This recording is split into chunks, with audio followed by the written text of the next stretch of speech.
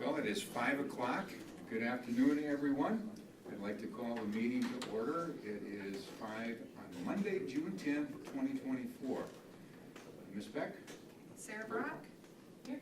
John Creasher? Pat McKee? Here. Jennifer Pioli? Here. Joanna Reyes? Here. Jane Roosh? Here. Corey Sillers? Here. Lance Trollope? Here. Jim Boucher? I'm here. Please stand for the Pledge of Allegiance. I pledge allegiance to the flag of the United States of America and to the republic for which it stands, one nation, under God, indivisible, with liberty and justice for all.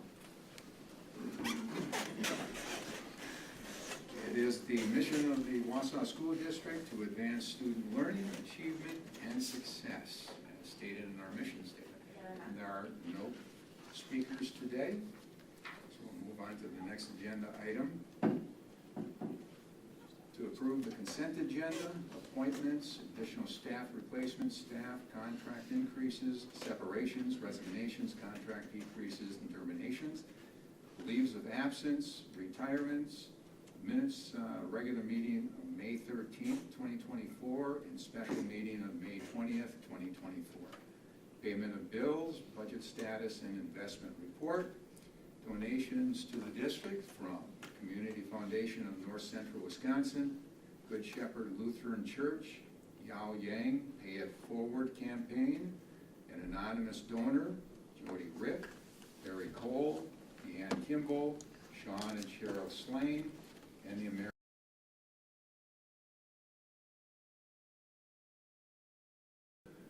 You had a couple of things you wanted to add. Sure, I can do that right now. Yeah, just a couple of things of note in the consent agenda. For in the donations, I just wanted to call special attention to that Community Foundation donation. That is for those digital multi-language interpreters, interpretation devices. So a teacher could wear a device. You could have children with multiple languages in her or his classroom, and these devices will interpret all at the same time into multiple languages. So very cool technology. Mrs. White wrote a grant to the Community Foundation, so we're very thankful for that. That's one of those very cool things. And then just a note before the board approves the consent agenda. I'd like to introduce Mr. Matt Schilling, who is here. He is on the docket tonight to be approved as the new Thomas Jefferson principal. He's currently a teacher at Thomas Jefferson, so we wish you well and thank you for stepping up. So, Thank you. Thank you. Yep, welcome. Kayla, did you want to say anything? Sure. Also on the consent agenda, you'll see that there's two central office administrators. Katie Caldwell is taking the position of Director of Secondary Ed that was vacated, and then also John Udi is on the docket for Assistant Superintendent of Academics. So John's been with us for 31 years, has had kids come through the district, so very excited about the possibilities. Good. Thank you very much. Appreciate that added information. I'm seeking a motion to approve the consent agenda with great gratitude for donations to the district. So moved. Second. All in favor? Aye. Opposed?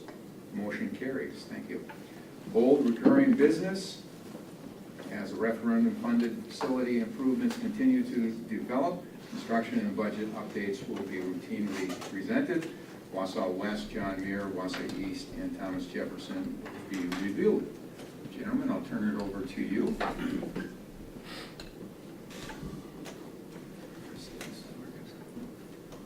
Yep. Thank you so much. Nick Anderson from Nexus is here to walk us through a construction update, and then we can answer any budget questions that you have. So. Appreciate everyone's time and having me here. As Josh said, I am Nick Anderson with Nexus Solutions. A few new faces, people I haven't had the pleasure of meeting yet. So walk through our current progress update on multiple schools here. Obviously, everybody here knows that school is out of session, and when that happens, we get a little bit busier in the school construction world. So there's been a lot going on in the last few weeks.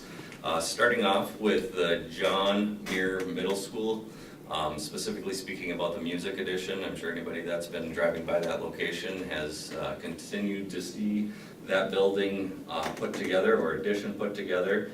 We are in the finish stages of that addition at this time, so work completed to date is the roofing is complete, exterior insulation and windows, interior gypsum, the interior painting, the MEP rough-ins, the bathroom floor and wall tile, you can see in that bottom right picture there, and the ceiling and grid tile, and the photos, they were still working on that, but it has since been completed in its entirety. And work in progress right now is the flooring is currently being installed, started a little bit last week, ongoing as of today. The music casework in the 3 rooms is being installed. It'll probably finish up this week as well. And the MEP trim out, which mechanical, electrical, plumbing, if anybody was wondering what that stands for. So the switch plate covers the final HVAC diffusers and vents, etc. Roughly 80% done on that portion of the building. And then moving on to the office addition, the fitness area and the locker rooms. So picture on your left is the office addition, probably likely seen that when you've been driving by the school as well. So all the footings, foundation complete, backfill is complete, we're ready for a slab in there.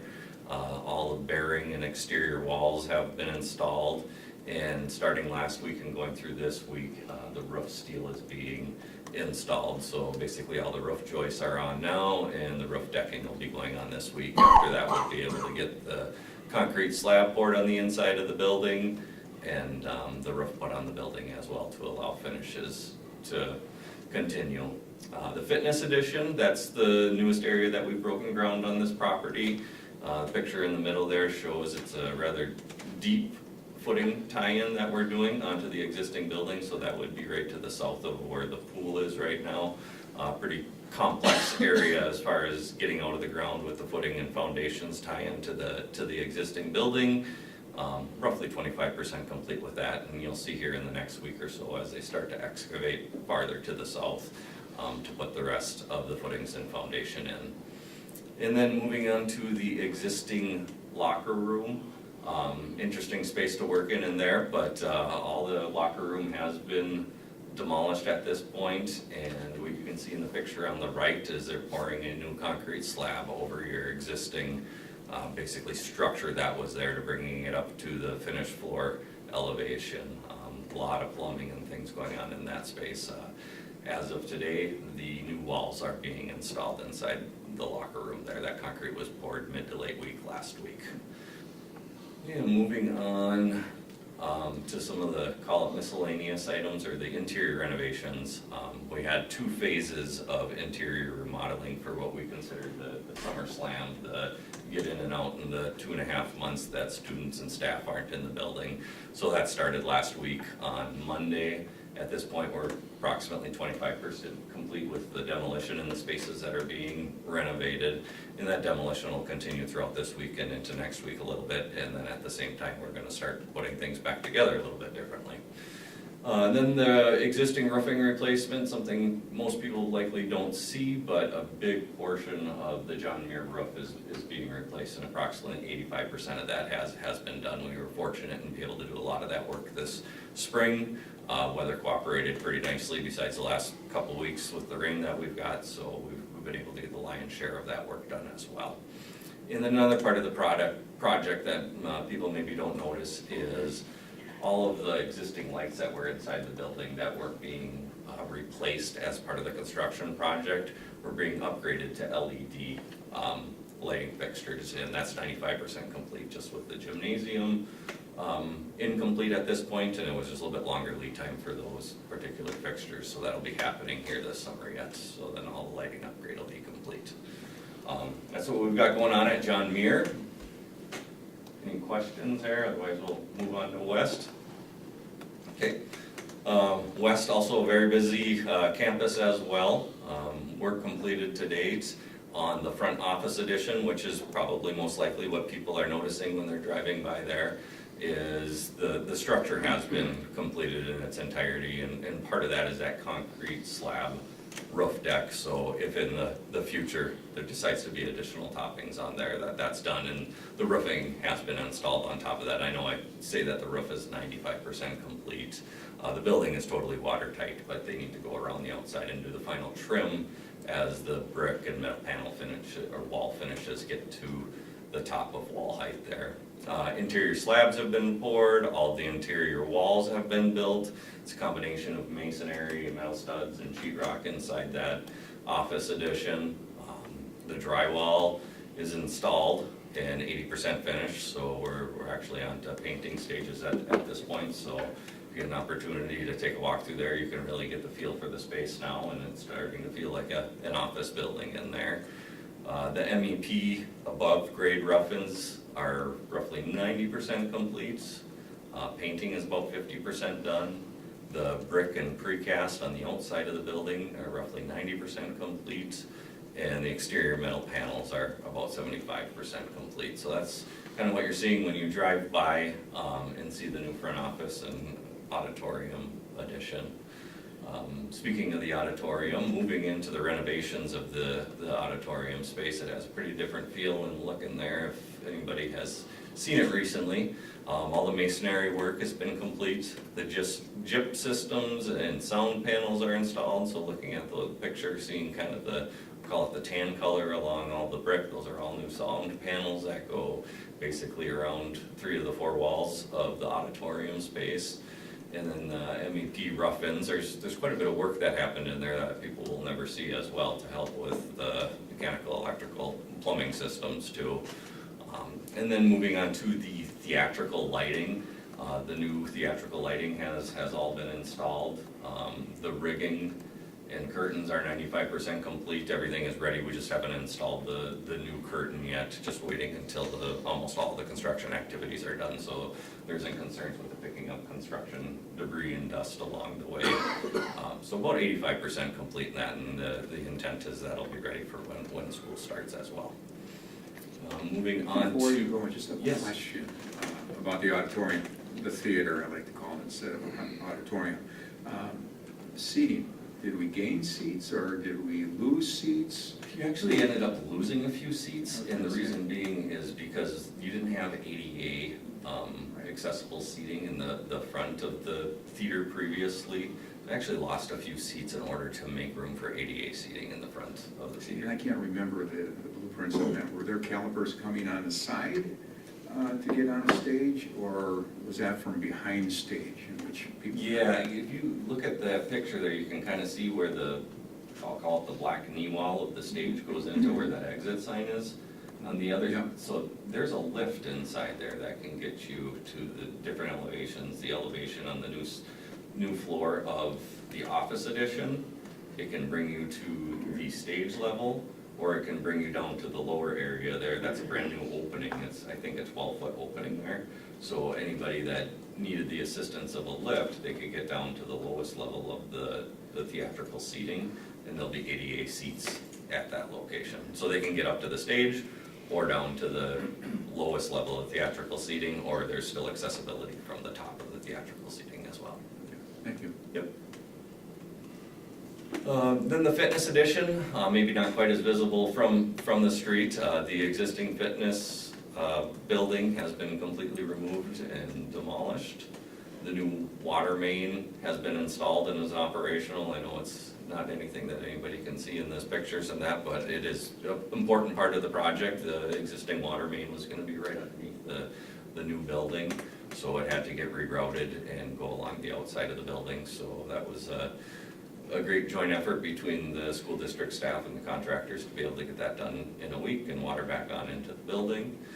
And then we've got footing and foundation work taking place back there right now. So the photos that you see are basically on the left, right after the existing fitness center had been demolished, and then the footings and foundations were roughly 25% of the building installed, and excavation for the remaining areas for the footing and foundation is underway this week.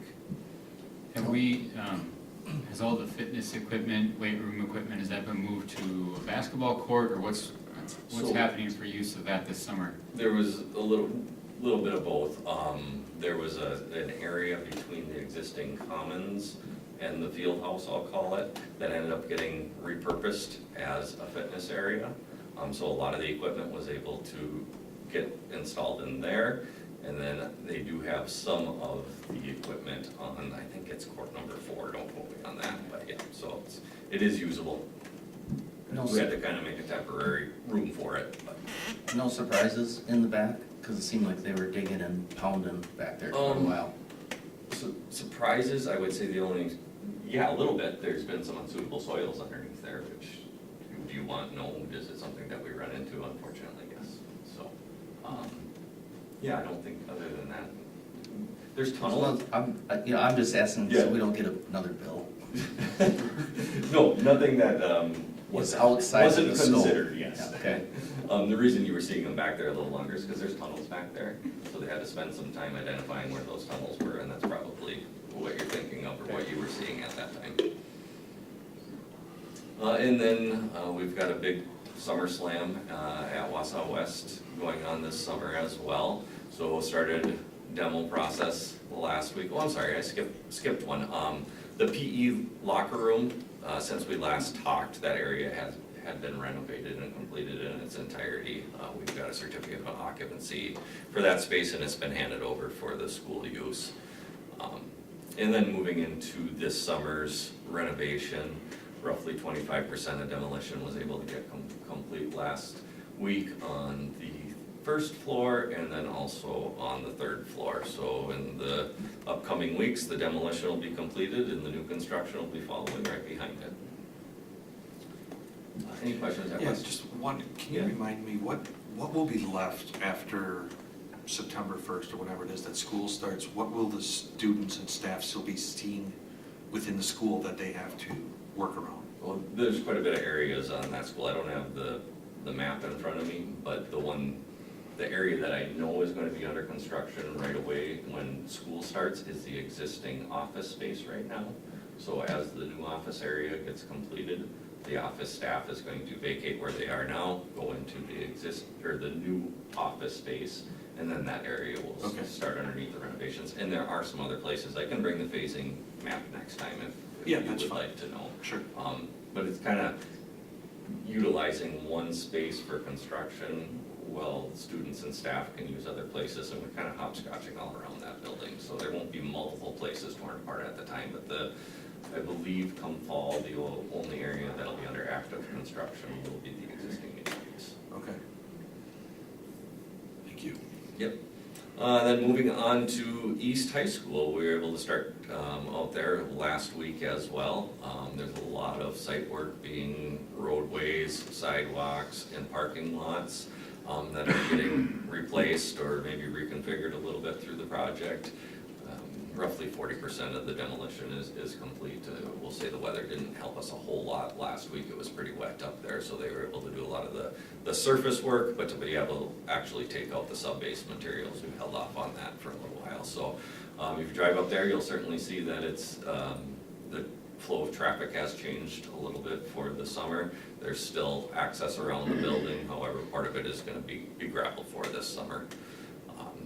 The front office renovation, staff got moved out of there last week. We've started the demolition this week. Call it 25% done with the demolition in the front office. And then the EEA portion of it, demolition is about 95% complete. Actually, they started putting up some new walls already today. So moving quick, which these summer projects do. Moving on to Thomas Jefferson, when the slideshow got put together, we weren't quite under construction yet, but we are certainly under construction there now. Similar with the staff moving out last week, we've been able to start demolition processes, and we're roughly 85% complete at Thomas Jefferson. You know, we've got the 3 elementary schools that are being worked on right now, Thomas Jefferson being the most intensive renovations. The other two, and I don't know that we even have slides for them, but GD Jones in Maine, it's really the secure front entrances. And the way that those will start in roughly 2 weeks. Contractors are going to get a head start at Thomas Jefferson, get it completely demoed, start putting it back together, and then we'll go to the other two schools and get those projects underway as well.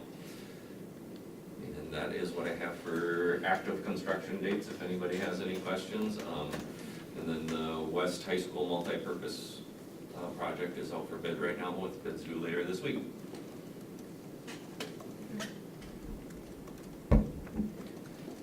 Any questions? Okay.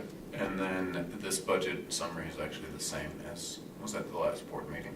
Are there any questions at all on the referendum project? I don't see any questions. Okay. I'm moving on. Thank you so much. Thank you, appreciate that. New business, Donovan Group operational referendum survey results. Earlier this spring, the board expressed interest in exploring the possibility of an operational referendum. To gauge preliminary support for such an effort, the Donovan Group was hired to conduct a survey of all staff and community members. Mr. Barry Hibner from the Donovan Group will present the results of this survey. The board wants to pursue a November 2024 referendum. Resolution to this effect will need to be approved by midsummer. So with that, I'll turn it over to you. Thank you for being here. Thanks for having me again tonight. Good evening, it's great to be with you again tonight. As many of you in attendance know, my name is Barry Hibner, and I'm the lead survey strategist for the Donovan Group. I'm excited to share the results and analysis from the recent community survey we administered with Wausau School District. Before we get into the slides, did I move that over? No, I didn't. I got it, I'll take care of it, we're all good. Before we get into the slides, I wanted to provide a little background information. Over the past 3 years, we have worked with approximately 50 districts administering surveys, including staff climate, student engagement, parent satisfaction, childcare, and various types of community surveys, most related to potential referendums. You may remember that we administered a community survey and a staff survey related to facilities for your district in the fall of 2021. Over the past 7 months, we have done 13 community surveys related to facilities for Wisconsin public school districts. I should say facilities or operations. I also want to note that I am a huge proponent of engaging stakeholders, and a survey is one of many tools to do so. It results in what we call two-way communication, which we believe is the best kind of engagement. Before I joined the Donovan Group, I was the Director of Communications for the Middleton Cross Plains Area School District. We took pride in our engagement efforts and surveyed staff, students, families, and the community often. I also believe surveys are important for residents who don't have children in our schools, as it allows them to learn about what a school district is doing and provide feedback. And these are the people we normally don't hear from. We often are asked about scientific versus convenience samples, and some wonder if a convenience sample provides valid results. Examples of scientific surveys are presidential and gubernatorial polls, where about 500 to 1,000 people are selected to participate. In a convenience sample, as in this one, we asked that every adult resident within the school district's boundaries participate. We did so by producing a postcard that was mailed to each household, and it included a unique URL along with a QR code. With any survey, the higher the participation, the more accurate the results will be.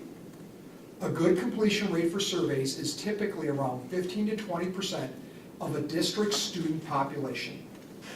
I'll talk more about participation rates in a bit. The data in the report and what we will cover is solid. Finally, a reminder that we are supporters of public education and certainly are happy when the results from a survey are positive. However, our number one goal is that they're accurate.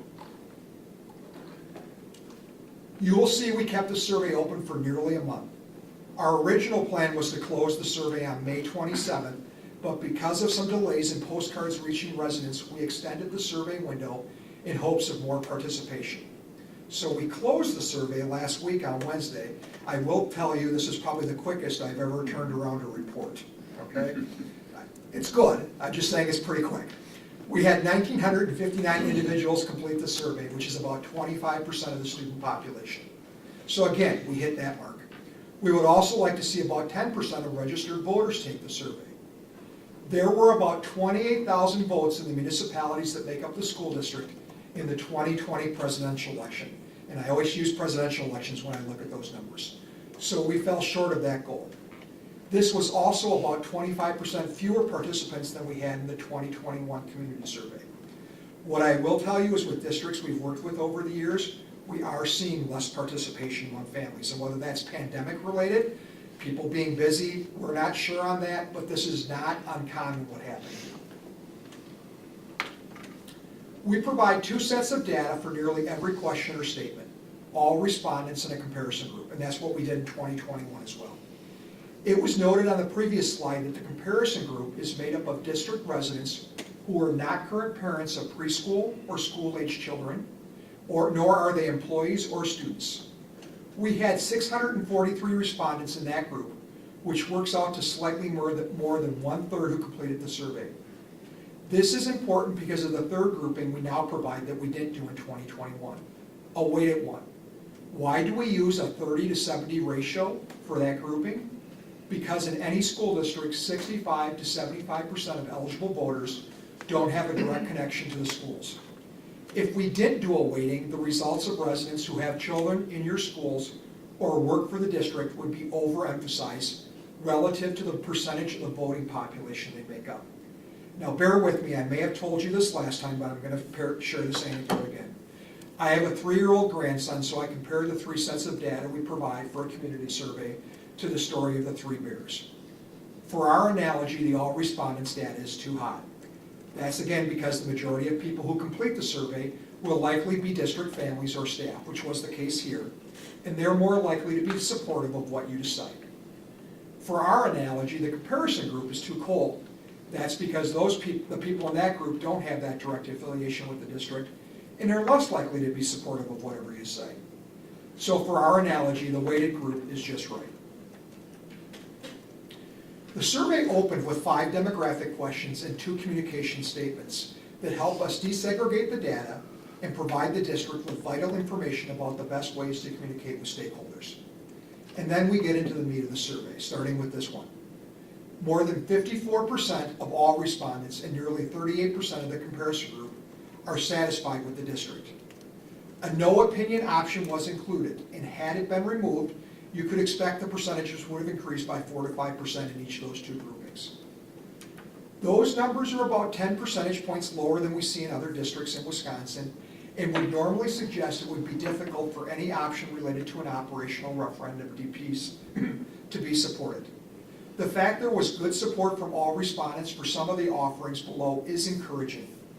Additional engagement efforts over the next year would be one way to raise the percentages of those who strongly agree with the statement, and also have a positive impact on any referendum results. And another way to look at satisfaction levels or results is they give a decent barometer of the high end of potential support for any referendum question, because it is rare for individuals who are dissatisfied with any district to support any option, regardless if it is the right solution and even if there's no tax increase. For comparison, in 2021, when we administered that survey, 61% of all respondents and about 49.5% of the comparison group expressed satisfaction with the district. And I'll do that with a few of these words make sense. So more than 86% of all respondents, so if you had those first 2 numbers, and more than 90% of the comparison group indicated that they were well informed or had some familiarity with the district's budget challenges and the process the school board is using to find solutions. This indicates the district has done a very good job of educating the community about its budget challenges. With 9.8 to 13.32%, depending on the group, having no familiarity with the process, there appears to be some opportunity for the district to continue to engage and inform stakeholders in the coming months. So in all likelihood, the people who selected that third choice probably said probably yes or probably no to our choices, but that's soft either support or soft opposition. For comparison, about 85% of all respondents and nearly 90% of the comparison group indicated they were well informed or had some familiarity with the district's facility needs and the process the school board was using to find solutions in 2021. In most cases, the percentage of respondents who strongly agree or agree with addressing urgent financial needs now tends to be higher than the support for a specific solution after a referendum date is announced or once dollar amounts and tax impacts are provided. This statement often sets the ceiling for support for specific solutions. You will note more than 79% of all respondents and more than 72% of the comparison group strongly agree that the district's urgent financial needs must be addressed now. When we weight that, more than 75% strongly agree with this statement. This bodes well for the district if the right option and tax impact are determined. And again, for comparison to 2021, more than 80% of all respondents and nearly 64% of the comparison group indicated that the district's facility needs, we didn't use the word urgent back then, must be addressed now. Now you'll see there's a bit of a drop here. And I would tell you, before I go into my script, part of that is simply due not just to the date being announced, us putting a date out there, but because some of those people who said, yes, the district should address their urgent needs, they're saying address them internally. They're not saying do anything externally. So that's part of it why there was a lot of support there. That's sort of a really easy question for people to say yes to, all right? In most cases, the percentage of respondents who strongly agree or agree with the statement once a referendum date is included tends to be higher still than the support for specific solutions or once a dollar amount or tax impact provided. Again, we're looking at another ceiling to look at. So notably here, more than 59% of all respondents and nearly 49% of the comparison group definitely or probably would support an operational referendum question on the 24th ballot. And when we weighted, it's just under 53%. Now, this might give you pause and say, well, we might have a challenge here. Yeah, that could be. But the reality is that sometimes people say, no, I'm not supportive of a date. But then when they see the tax impact later, they say, well, I didn't know that before. I am some more supportive now, which I think is what we're going to see when we look at some of these. And here are the three scenarios. And I'll apologize again for how small the point size is on that. But again, I wanted to make sure I got the entire wording in there. So again, on this first case, we asked about, okay, a $3 million a year operational referendum that would have no tax impact, that would be mill rate neutral, okay? More than 61% of all respondents and nearly 50% of the comparison group would vote yes on a referendum question that included what I just said there. And when we weight it, that number is more than 55%. I think it's important to note because not every district includes a not sure or no opinion option, and you did here. So we had between 17.79 and 19.75 select that option. Now I'm often asked, well, if we had to put that in there, what would you suggest those numbers go to? And when I say, I'm always tend to be conservative and say not more than 50%. But again, if we added somewhere between 8 and 10 percentage points, you'd be looking at a weighted number, and that's the one I said earlier is the one I focus on, of somewhere between 63 and 65% support for this option. Okay. So scenario 2, and in this one, Josh provided, it went from 3 to 6 million, and the tax increase went from $0 to $54. And you can see that we saw a pretty big drop, more than 45% of all respondents and more than 32% of the comparison group. And when we weighted, that number works out to be about 37%. And let me just take a second before I talk a little bit more. If you're wondering, well, is weighted just simply giving that 30% to all and 70% to the comparison group? The answer is no.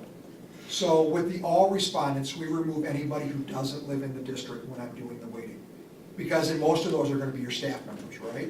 But the thing is, as much as we want to get their input and they're likely to be supportive, unless you can get them to move between now and November, it doesn't do us a lot of good to look at how they feel about things right now. So you can see that support dropped from 16 to 18% depending on the group from the previous statement. It also is clear that while the majority of district families would still support this option, there was a big drop off in support from other residents in the school community. And again, I would remind you, they make up 65 to 75% of your voting population. Okay, for comparison, and I didn't do this before, so I'll do this as well. So on this one, for comparison, nearly 64% of all respondents and more than 47% of the comparison group indicated they would vote yes when we asked about a $200 million investment question on facilities that would have a tax impact, and that was $35 for every 100,000 of equalized property value in 2021. And if I go back to scenario one, and I'm sorry that I skipped this part of my script, for comparison, nearly 81% of all respondents and more than 70% of the comparison group said yes in 2021 on a tax impact of $150 million that was neutral, that was tax neutral, okay? And the reason I point those out, you can see we had a little bit more support with facilities, but I would tell you in most districts, there's always more support for facilities than operations. Because people can see what happens to buildings. They don't understand operations as much. And then finally, scenario three. More than 28% of all respondents and nearly 20% of the comparison group would vote yes on a referendum question that raised the revenue limit by $9 million a year, but had a tax increase of $108,000 on each $100,000 of equalized property value. And when we weighted it, that number was at 24%. Support dropped from 12 to 17% depending on the group from the previous statement. It is also clear that even if those who selected not sure had indicated support for this option, the comparison and weighted groups would still fall below 50% support. Now, we didn't ask anything in 21 that I felt was really related to this one, so I didn't include anything there in the script. And then finally, and not every district does this, but we decided to include a question asking folks, okay, what type of operational referendum would you like us to consider asking? A non-recurring, which would mean obviously it falls off after a certain number of years. Most districts these days are doing 4 years to have a tie-in with an election, the election cycle they're currently going with. A recurring one, which is nice because obviously it stays on the revenue limit, but that can be a harder sell in a lot of communities. Or we didn't want people to assume that they go one or the other, so we just simply said, we're going to give you the option of I won't support either one. So more than 49% of all respondents and more than 46% of the comparison group would prefer the district seek a non-recurring operational referendum should it be placed on the November 24 ballot, while when we weighted it works out to 47%. I know you can see this up there, but I'll read it for people watching. It should be noted that more than 27% of all respondents, more than 38% of the comparison group, and nearly 34% of the weighted group would not support either a reoccurring or a non-recurring operational referendum on the 24 ballot. The numbers suggest that should you decide to place a question on the November 24 ballot, a non-recurring referendum is the only one that has a chance of passing. And then a couple of final thoughts, and again, I know that's small, and there's going to be plenty of time to read because I've got a pretty lengthy script here. So we included 2 qualitative, which I would call open-ended questions or statements in the survey. One was, how would you describe the Wausau School District to someone who is unfamiliar with it? And please provide additional information to the school board as it considers solutions to address the district's financial needs. The first question received 950 responses. That's a lot. We don't usually see 50% of people complete a qualitative one. And I will tell you, and this is from my work also in the newspaper business, because I was a sports editor before this, when we were at the newspaper, we only heard from people who were really, really happy or really, really unhappy, and that tends to be the case with qualitative comments, okay? So the most common themes were, a couple of ones I'm going to point out first before I go into these other ones. People raved about your staff. I mean, the people who were positive in these comments said, you have dedicated teachers and staff. And they also appreciated the efforts that have been done in terms of inclusion and I won't say diversity, but just in terms of like including all students, okay? So those were things that came up. But there were also some concerns that came up about student discipline and support, wonderings about the district direction of the district and lack of stability, financial and organizational concerns, management and leadership issues, educational disparities and resource allocation, and student welfare, particularly as it relates to special education. What I will tell you, when we do community surveys for other districts thinking about doing a referendum, these are similar themes that we see from many districts, so this is not unique. Maybe the number of people we heard from is unique, but not the themes themselves, okay? The second statement about, any final things we want to share with the board received 650 responses. We also usually see fewer responses on this one than that, because you heard that's about 35%, 30 to 35% of all the people who took the survey. The most common themes were they're worried about inflation and rising costs, concerns about trust and transparency, finding more efficiencies with regard to fiscal management. So those are those folks who said, yeah, deal with your urgent financial needs, but do it internally. Focus on education and student support, concerns about enrollment decline and the budget impact, and then focusing on teacher compensation and support. And again, I would tell you, very common themes in a community survey where a referendum might be considered. What I will also add is asking for qualitative input is vitally important, because it lets you know what residents are thinking, and possible misinformation that is out there should you move forward with a referendum question in November. These will be some of the talking points that you'll use to address in informational sessions as you go forward. And with that, I'm happy to answer questions. I know it's a lot. One thing I will say, because I've done a lot of these. In fact, I was telling Keith I have 3 next week. I'm in Antigo, and I have to do 2 virtually right before I present to them at 7:15. And what I'll tell you is most of the districts I've been presenting with, I mean, you really have until late August to make a decision. I'm not saying that's what you want to do. But I would say most of them want to take time to process the results. You know, it's not about making a decision tonight. Even if we'd have found out there was 90% support for 9 million. It's about processing what you've heard, what you saw, and then having a discussion as a team about what's the best way for your district to move forward. And I think there are options for you. Open up questions to the board. Did you happen to do any survey work for Eau Claire School District? No, I wish we had. We didn't get that RFP when we applied for it. I just asked because I know that I saw that they are going forward with 18 million a year for 4 years, which is a big number. So I was just wondering, if you did, I was wondering what their surveys looked like. But Yeah, and I will tell you, so my district that I worked in, after the State Journal was Middleton, where Tabitha's from. And when we went to referendum in '22, we asked for 24.9 over 4 years. And we're similar sized districts. Middleton and MCPSD and Wausau are very close in terms of student enrollment. And we were able to pass that with 63%. Now, I will tell you that we'd also passed 2 referendums, capital referendums with around 70% previously as well. What we always felt like is we just worked really, really hard. I mean, and they hired me to work on the operational referendum, and we went out and we did a ton of information sessions. I mean, Tabitha knows my wife considers herself a referendum widow during all the times that I helped that district with referendums. And because a lot of people just don't know. You know, even if they say they have some familiarity with your budget challenges, they really don't know all the ins and outs of it. So some of it is just getting out in the community, explaining, Lance, what you need, so. yeah, I know when I share that stat of how adjusted for inflation, we're 20-something million a year less funding than we were a little over a decade ago, and people say, what do you mean, not a year? And I say, no, really, like every year, that's how much less we have than we had a dozen years ago or so, and it's such a big number that it's shocking to people when they hear it. I don't know if they believe me. Yeah, well, in full transparency, first of all, that is accurate. I mean, because all you have to do is take your student numbers and multiply it by that 3380 number that we included in the survey, right, in that chart. But the other piece is, I mean, full transparency for every district. You know, the revenue limit falls on, it's both state money and it's local taxpayers. So that 3380 that we talked about for any district, some of that would have fallen on taxpayers if the Wausau School District had that. And so let's make sure everybody understands that. But the reality is that we wouldn't be talking about 3, 6, or 9 million a year if we had that money right now. So, and that's just the reality that every district in Wisconsin faces because of the way the funding has worked over the last 15 to 20 years.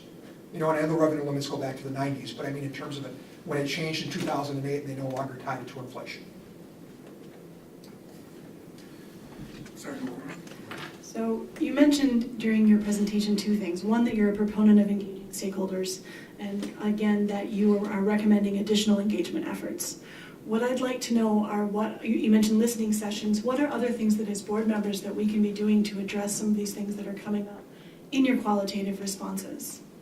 Well, I mean, I don't know that I would say it's just simply board members. I think it's the entire district. But I think the reality is, and I can only speak from my experience in Middleton, what we did is we reached out to every organization. We went to every, it started with your internal ones, PTOs, things of that nature, but we reached to every civic organization that we could. We asked anybody if we could come present and just show what's going on here and let them know. And at the end of the day, I always felt like we never pressured.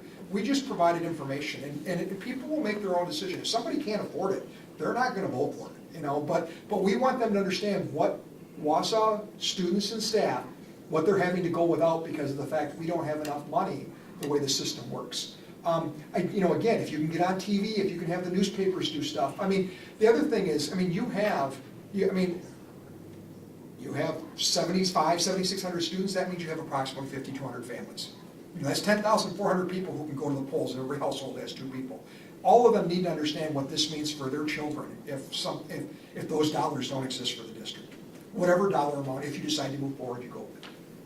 It starts there. I mean, because again, if it's like I always say, whether it's a capital or operational, if district families don't understand why this is needed, there's no point in trying to get the community to buy into it. Well, one of the things, before we go to Corey over here, what people have to also understand, this is a question.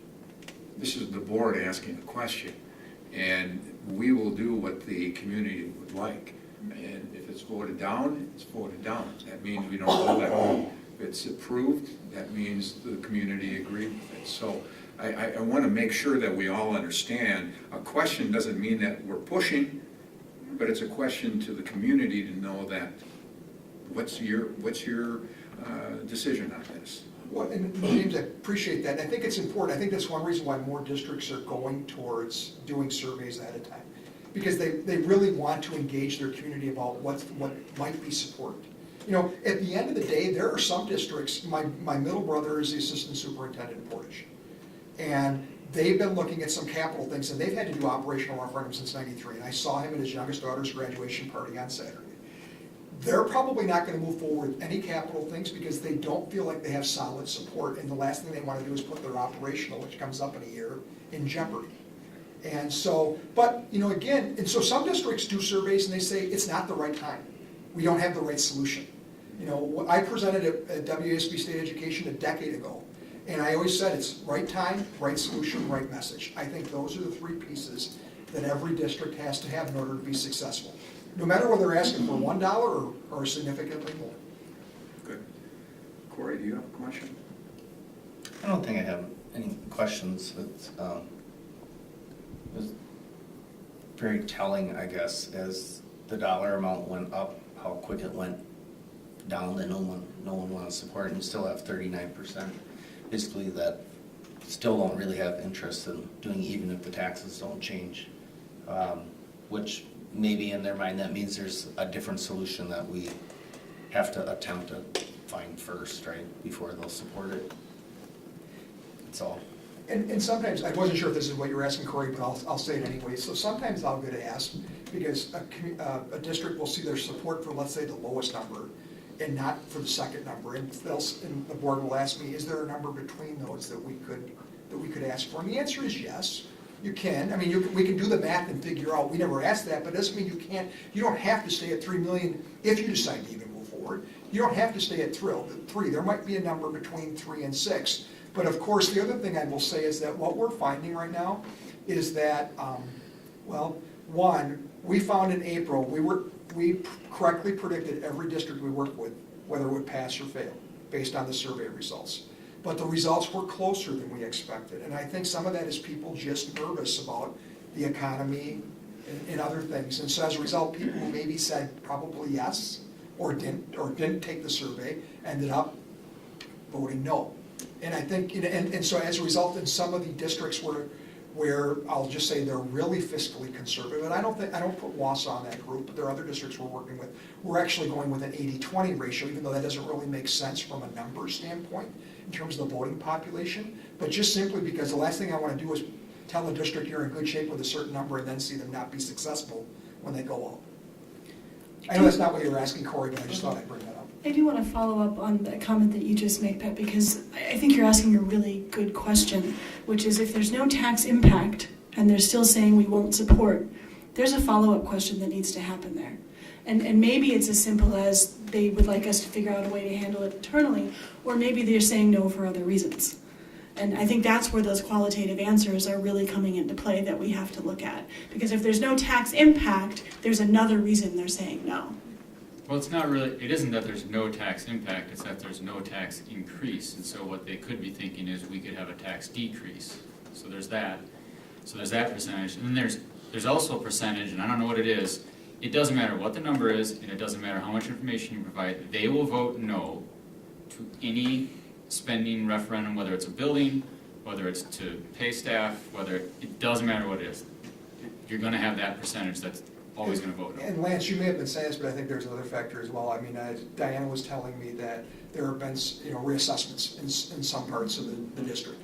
Well, the reality is if you're somebody who had your house reassessed and it went up by 50, 60, 70,000, you're curious how that's gonna impact your next tax bill. And so as a result, you may be nervous about what happens here, because mill rate neutral doesn't always mean that my taxes don't go up, right? I mean, you know, and that's not the district's fault. I'm just simply saying that those are the sorts of things that can happen sometimes too. Thank you for bringing that up. Exactly. I think a lot of people are very nervous about the evaluations that took place. Pat? I mean, there's really no surprises, frankly, in the survey from in my opinion. The one thing that stands out even more now is deciding whether or not we want to do this first and foremost, but if we decide to go forward and ask the question, we need to be crystal clear about what those impacts are to kids, to families, to staff. Because, you know, for people to say, well, go fix it internally, that's fine, we can fix it internally, but the next minute it's gonna be felt externally. So there's nothing that we can do in a vacuum that is not going to be felt outside of these four walls or wherever those decisions happen. Yeah, and you can do that without, it's not a scare tactic, it's just the reality. These are X Exactly. number of That's- positions that are gonna have to be cut, this is how class sizes will change, these are some of the other factors, and the community Right. has to decide if they're okay with that, And right? that's where I think we need to be clear, you know, just going out with general statements saying this may change or that may change or class sizes may, I mean, we need to be as specific as we can, saying this is exactly what you're gonna see if this doesn't pass. And then it is exactly, I think that's our job, to put that question out there, as Jim said, to the community. They say yes or no. If they say no, they say fine, then these are the things that we have to execute on. So that's the way the process is supposed to work in today's financing world, so. Well said.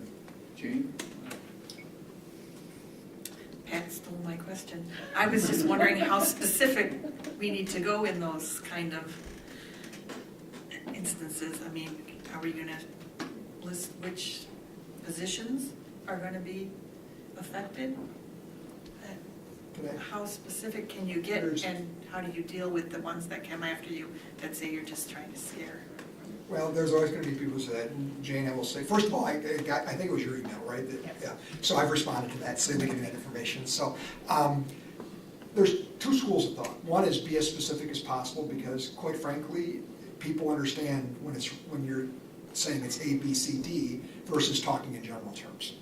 But there's also the thing of, you don't wanna scare your staff, you don't wanna scare your families, because right now, anything and everything might be on the table.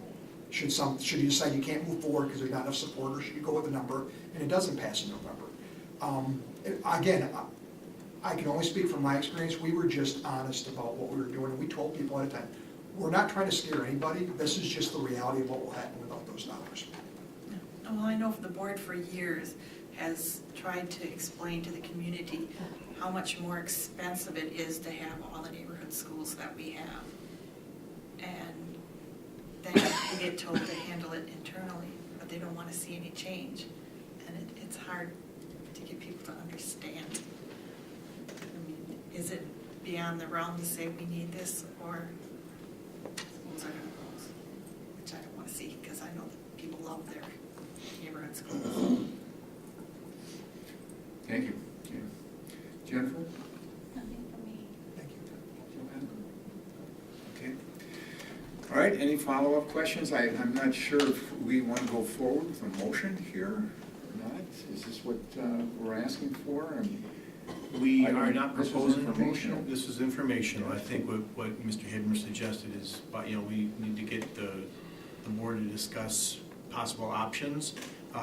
Again, if the board decides they want to move forward, we engage bond counsel to create a resolution that the board has to take action on by mid-August.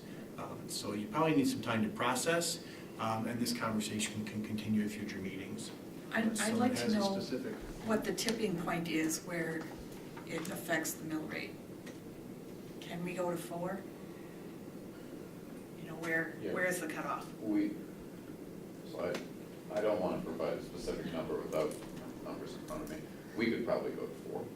I think that's a good point, because I'm sure the respondents to the survey were looking more at the no tax increase, then that's the part that meant the most to them, not whether it's 1 million or 2 million or 4 million, it's the no tax increase. So I think that would be really good information for the next Definitely. I mean, as meeting. much as some people, on some surveys, we'll ask the question to people who said no to, let's say, all three options like we asked here, what were your reasons why?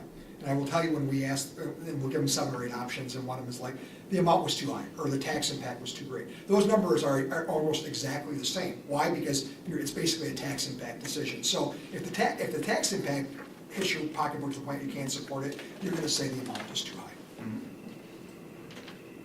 Well, I think we need to ruminate over this as we go forward and really discuss it, because there are some things out there that I think many people are concerned about. Fixed income people, dealing with reevaluation of homes, and those are specifics I think, Josh, people are going to want to know down the line as well. Can I make a public service announcement to those who had their homes reevaluated? Go ahead. Just for information. Just don't go outside of our lane, though. Just for those, but it impacts our taxpayers. Just if your house value went up 50%, it does not mean your taxes go up 50%, okay? It's how much did your evaluation go up relative to everyone else, okay? So just, because I know a lot of people see that and they think, oh my gosh, that means my taxes are going to double. That's true if only your house went up and no one else's did. And that's a good point. Thank you very much. And Now I go back into I think we want to stay in our lane because we're not the city here. But I think those are communications that the city will have to come out with and identify with the community people as well as we move forward. So greatly appreciate you being here. My pleasure. Thanks for having me both times. Thank you. All right. Okay. Next item. The board has expressed interest in exploring possible changes to the elementary footprint for the Wausau School District. To inform the process, to inform this process, MD Ruffers was hired to conduct a demographic study and to facilitate a task force process. The board is asked to describe the outcomes they want this task force to pursue. So where are we going with that? So Mr. Roffers is online with us. He's going to have some conversations. Welcome, Mark. Good evening. Thank you. I appreciate it. And thank you for allowing me to participate remotely. You'll see in a second, I'll be up there Wednesday. It's also the first week of summer vacation here. I've got 3 kids home, and if I came up 2 days out of 3, I would probably have had to find a permanent home in Wausau. So I appreciate it. If we could start with the other attachment, whoever's got control there, I would appreciate that as well. Thank you so much. So I've met some of you, but not all of you, when I was up there. Oh boy, it was a lot colder than it is now. But the document you have up on screen right now is a description of the scope of work that MD Roffers, my firm, was hired to complete. And our scope is broken down into 2 project phases. I won't go into all those tasks, but the first project phase is to complete detailed long-range enrollment projections. And the second phase is to facilitate and work with the task force on developing facility options and guidance for a long-range plan associated with your elementary school buildings.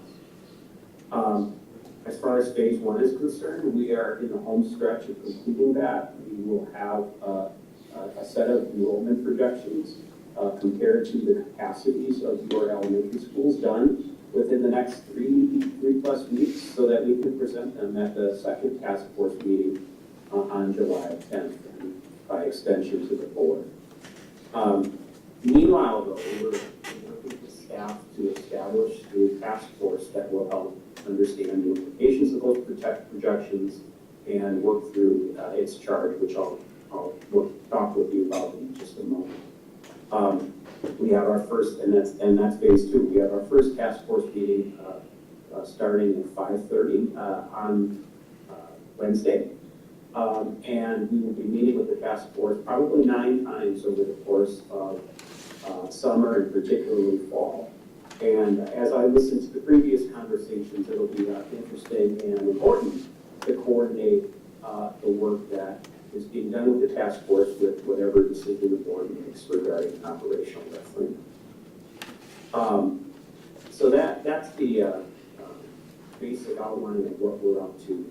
We hope to finish with our process, our phase 2 process, by the end of December to present an option or options for dealing with elementary school facilities that are recommended by the task force, hopefully by early December. If you'd like to, thank you. Read my mind and transfer to the next document.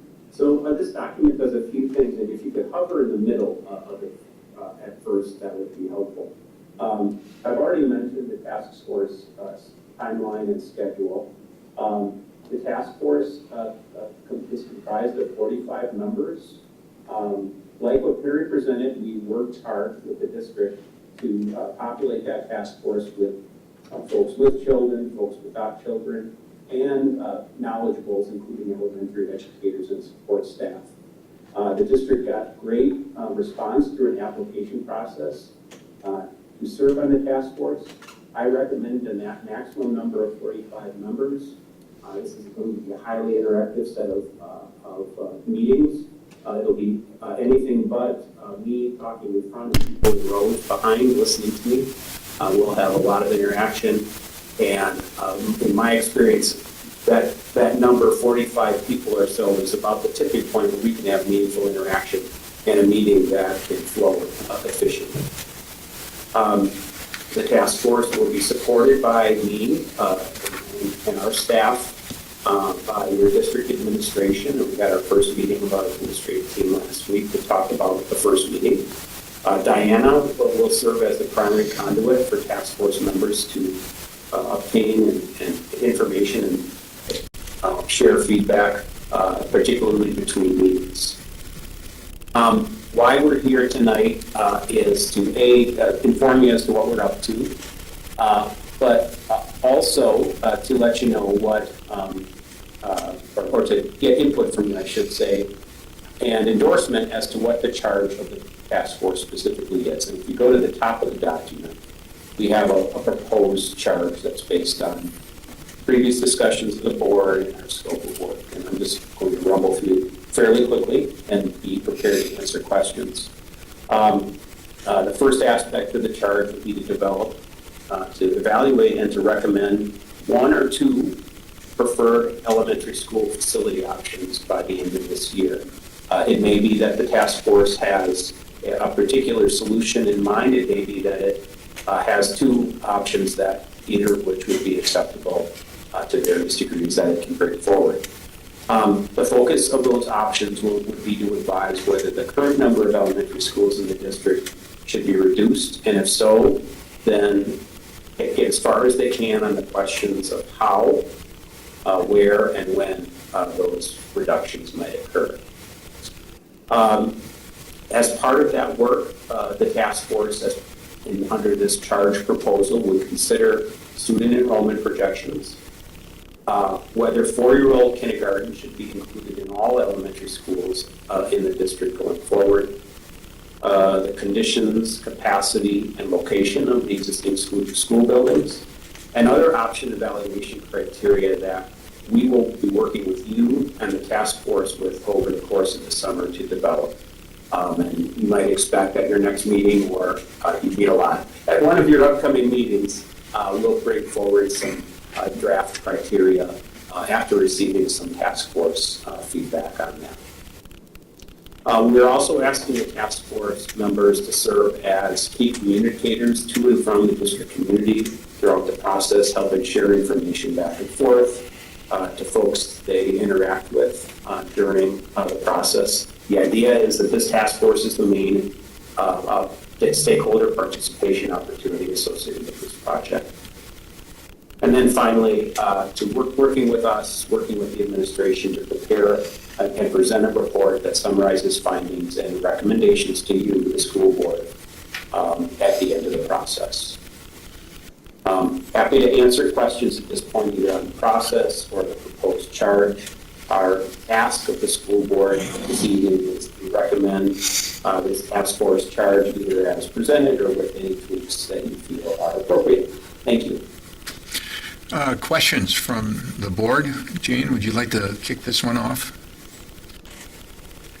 Yeah, I was just wondering, what do you mean by having the committee members? Are you talking about them reporting out to like the neighborhood meetings and going to other get-togethers and going to PTA meetings? Many of them, I would imagine, are members of PTOs. Some of them are teachers in school that may or may not be affected. Remember, a lot of this is going to come to a head in the fall when school is back in session.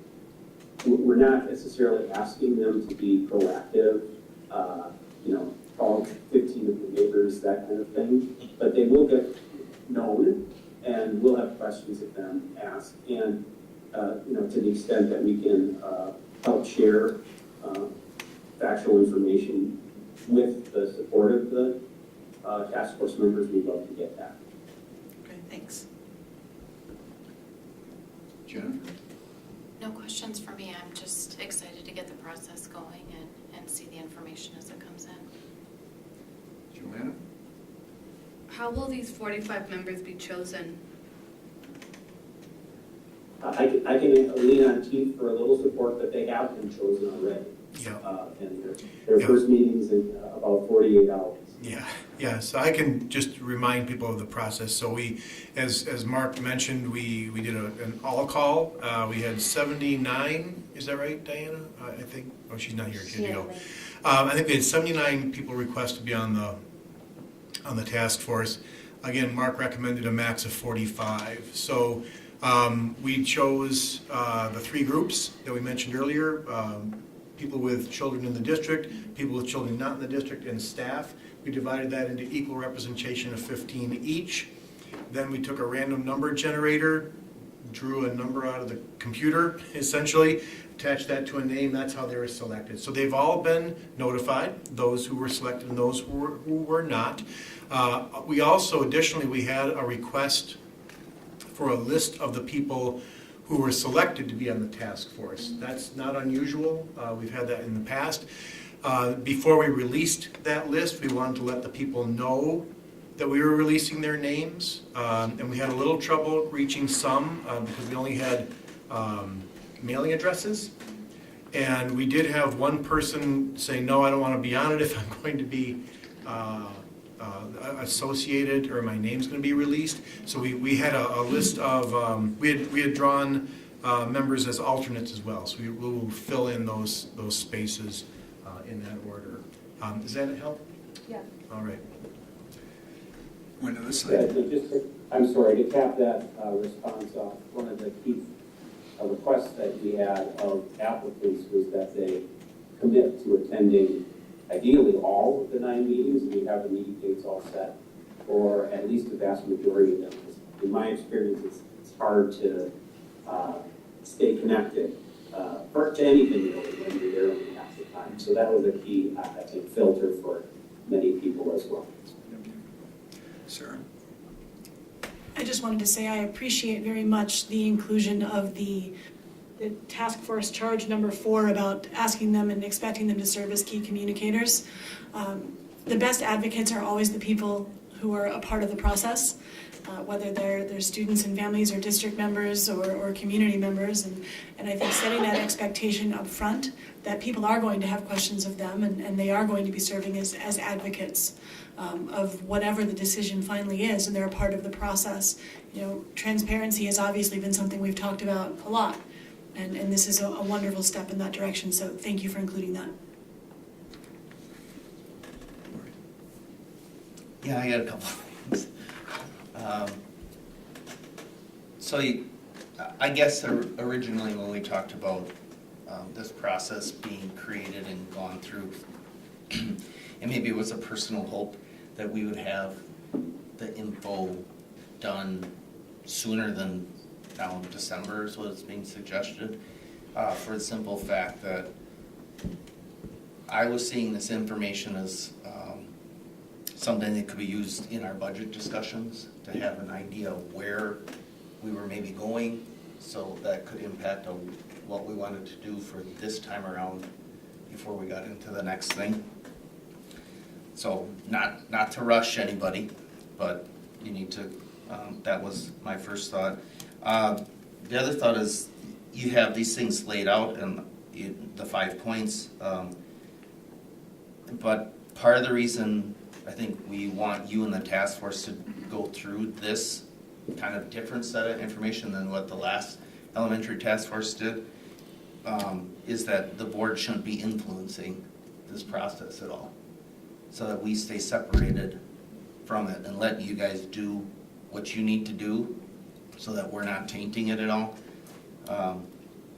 And then I guess I would suggest possibly prioritizing the recommendations of the task force and let the task force prioritize those on what they think is best. Again, you know, each of us might have, and I do, you know, I have attachment to a couple of the buildings because of my family ties and whatever, so I want to see what the group comes up with and to see how the group's end recommendations or ideas, how that matches with each one of us before we, you know, share anything or attempt to move forward, so. Mark, did you hear everything? I did, and I can respond. You know, the timeframe, you know, I appreciate, you know, an interest in moving quickly. One of the key things that we're going to be doing at the first couple of meetings of the task force is making sure everyone's got a common understanding of current conditions, current enrollment, projections for future enrollment, the actual capacity conditions, maybe deferred maintenance of some of the schools, educational program, how the district delivers 4K currently and what different options might be, among others. So we really anticipated spending the first few meetings focused on that. And we also wanted to respect the fact that having multiple meetings every other week in the summertime is just logistically challenging for people. So that drove a little bit of the process. You know, we also needed time to generate the information, including all the projections. Takes a little time and involves some people. So that affected how quickly we could move forward on phase 2 of the process. Task force, you expressed some interest in having the task force drive the process. I agree with you. My request for you tonight is to make sure that the task force knows what it's supposed to do. We don't want to have an aimless group or a group that's not on task with its assignment. So this charge, I don't think requires closure of schools. I don't think it requires them to pick schools if it were to head in that direction. But it does give members an idea of the outer bounds of what they're being asked to focus on. We will have, and your comment's very timely, because one of the things we were going to ask the board to do, and you can evaluate this at this next meeting that I'll appear towards the middle of summer, is to get more specific on criteria that the task force might use to prepare and evaluate different options. You can decide after seeing the ideas that no, we just like the task force to develop the criteria and develop the options against those criteria, or you as a board may say, hey, these are important criteria, and task force, you should evaluate each option against those criteria. I don't have my examples in front of you tonight, but I have them in front of me, and some of the criteria might be related to providing a good long-term fit between projected enrollment capacity, to maintain neighborhood unity, to minimize facility maintenance and upgrade costs, to keep students close to schools. Those are things that you may want to weigh in on as the elected officials and provide guidance on. Or you can decide to say, no, this is the task force, let's have them develop the criteria and the options. I'm not asking you to do that today. I'm just asking for a green light on what's in front of you on the screen. Thank you. Yeah, I'm good with what's on the screen. I think if we could get this out of it, it would provide us the right information to start making decisions. The one piece that I would emphasize is in the first bullet, the word recommend. And I say this as a way to protect that task force. Those are going to be recommendations, whatever they are. And that means that the board is not bound to follow those exact recommendations, nor is the board going to go back and say, I'm making this up, we're gonna close 3 schools because the task force said, right? So they are recommendations, but ultimately decisions rest with the 9 of us. And so I just hope that they, and I'm sure you probably already communicated this, Mark, but I just want to make sure that they know that this is very important work, but they are somewhat insulated from ultimately, decisions that will have to be made, or maybe it's business as usual, however it goes. We will continue to emphasize that, and there's 2 components I'll emphasize, is that A, they may only take the recommendation so far, and realize that, as a group, they can't take another 2 steps. Those additional 2 steps, whatever they be, may be the board's job after they finish their work. And the second thing is that the task force has the right, and it's part of the proposed charge, to present options. So if they can't come up with one recommended solution, you might see a couple of acceptable solutions that the task force brings forward. Well said. Lance? Yeah, I think the charge as presented looks good. Just to weigh in on the criteria versus options, like I agree with Corey, we shouldn't be involved in making the options decision, but I definitely think we should be giving the task force some idea of what we consider to be important, not as a deciding factor, but just so something important to me is not losing AGR funding. I want the task force to consider that.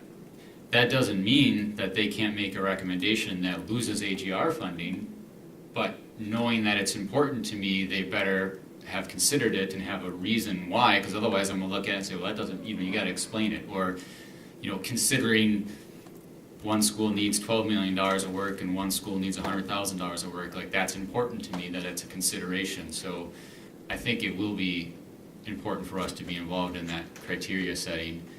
And then when it comes to the options, I know you said that they may make a recommendation and may not be able to take the next steps. I hope they try to take the next steps. If we go through this whole process and the decision is, we think you've got real financial problems here and you got to close some schools, it's going to be pretty disappointing to me if that's the end result of this task force. I need to see, okay, like doing what? Or the opposite of that, if the recommendation is neighborhood schools are too important, you just got to keep them all, okay? And what's your recommendation with how we can continue to finance that? I hope we get to that next step. I don't think the task force time frame that we're spending on it is going to be worth it if we don't get to some of those next steps. Any response on that, Mark? I appreciate the input, and we'll have an opportunity to continue to interact with the board as we go forward, and as we start to narrow options and evaluate them. And so then there can be an interactive process, right, where you say, that's okay, but can you also advise, which schools, or if you don't want to close schools, how we close this gap. So I think we're talking generalities now. When we get further along in the process, particularly in the fall, that we'll have an opportunity to get specific and come back to the board and have the board advise the task force as necessary as to how far to take its recommendations. Does this give you a pretty good idea of where the board stands on the process and stepping forward, and anything else you want to add to that? No, I'm good. I just wanted to make sure that you all were all up to date as to where we are, and that I could share with the task force in 2 days with confidence what the board wants it to do. Okay, that's the most important thing, so that you're able to share everything. So with that, I'm seeking a motion to approve the charge of the task force as presented by Mark. Second. Any further questions? If not, all in favor? Aye. Opposed? Motion carries. Thank you very much, Mark. Greatly appreciate it. See you soon in person. Take care. Okay. All right, next item on the agenda, I'm going to put a motion for, because this agenda item was not, we weren't able to take it off in time, so in order to take this agenda item off the docket, this being the SRO agreement, I've got to put a motion on the table in order to do that. So I'm seeking a motion to postpone this topic to the later date pertaining to the funding of the SRO. So move. Second. Any questions? All in favor? Aye. Opposed? Motion carries. Thank you very much. Next item on the agenda, we're looking at the 2024-25 paid meal price update.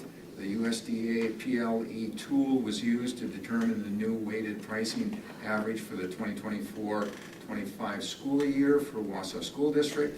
This weighted average is used as the guide for Wausau School District Nutrition Services Department to update meal pricing for the upcoming 24-25 school year.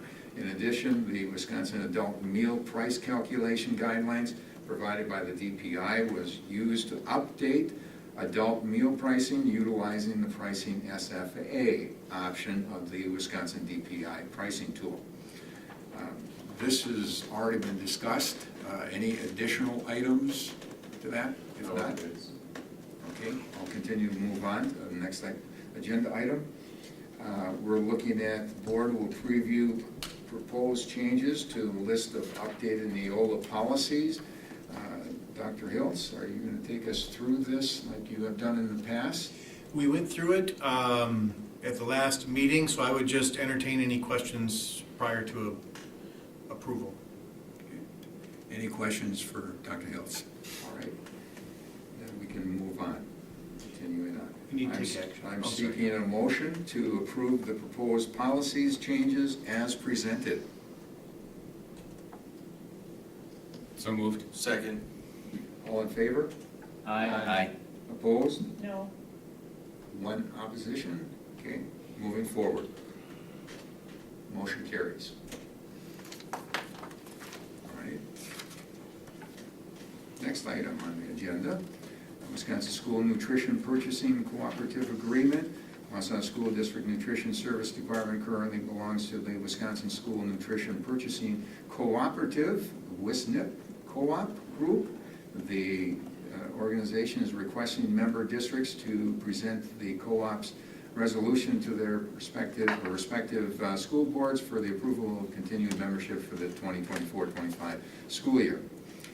That has already been discussed, so I'm seeking a motion to continue the membership in the Wisconsin School Nutrition Purchasing Cooperative by passing the presented resolution and agreeing to the 2024-25 66.0301 cooperative agreement.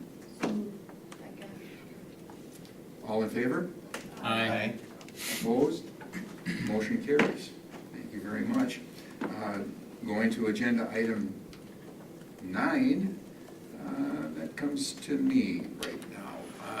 We're going to be finishing up here. I just want to let everybody know that this past weekend we had big discussion point was discussing what can WAS do more for membership, the members of all the school boards throughout the state, 421 school districts.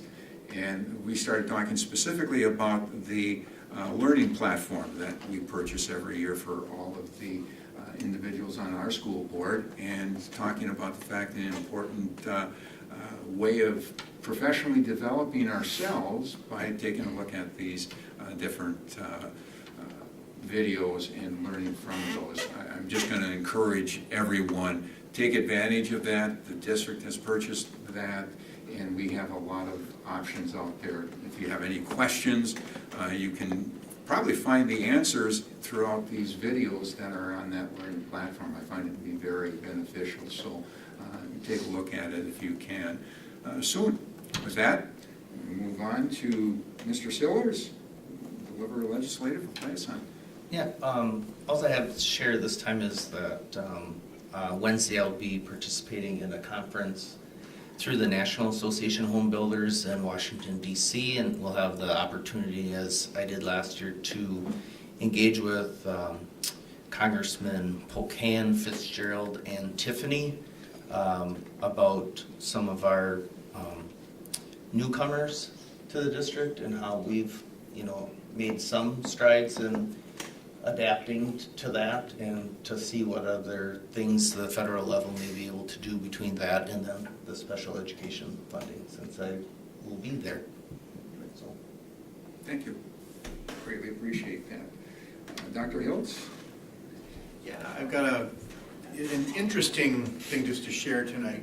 A few weeks ago, the Secretary of State, upside down, there we go, thank you, came and presented a check to us. And with the reason I wanted to share this with you, these are the dollars that we get through the Common School Fund. This goes to our libraries. And I wanted to share that Wisconsin is the only state in the nation that funds the libraries through a foundation. And down here in this corner, you'll see the Commission of Public Lands. And it's interesting because of the $120 million referendum that that the community gave to us, 20 million of it we invested in that Commission of Public Lands. So we're making good returns on that investment. It also goes then to fund the Common School Fund. So I thought that was an interesting connection between state funding, the Common School Fund situation. I will share that these dollars can only be used consistent with the Common School Fund rules. Cannot do anything about our budget deficit. But I thought that was just an interesting connection. So, any questions on that at all? Otherwise, we're very appreciative of the help and the forethought for people decades ago to create this Common Schools Fund Foundation that funds our libraries, which are so important. So, here you go. That's all I have. Well, it's a good point that you're making, that we can't use that $548,000 and $322 towards something else, but That's right. It's All right, it goes to a good cause in the library. there you go. I think one comment before we go to the Go ahead. Yeah, just one comment, because Jim Nick passed away since our last meeting, and for those who didn't know Jim, he was a big friend of education, and so whether it was raising money for our school district or buying clothes, winter clothes, he just was a huge friend of the Wausau School District. So just wanted to send our condolences out to his family. Thank you. That's very important, and I believe everybody here knows Jim, and we pray for his family throughout this whole time. So thank you. Okay, I would like to reference the written board member liaison district activity report. Taken care of, all set. Appreciate that. And let me go to the next item here. Okay, I'm requesting for a closed session pursuant to state statutes. I'm looking for a motion to enter closed according to bus contract negotiation 19.85 1E. So moved. Second. Roll call. Sarah Brock? Gavin Key? Yes. Jennifer Pioli? Yes. Joanna Reyes? Yes. Jane Rush? Yes. Corey Sillers? Yes. Lance Trollope? Yes. Jim Boucher? Yes. We'll meet in our regular location for closed session. Thank you, everybody.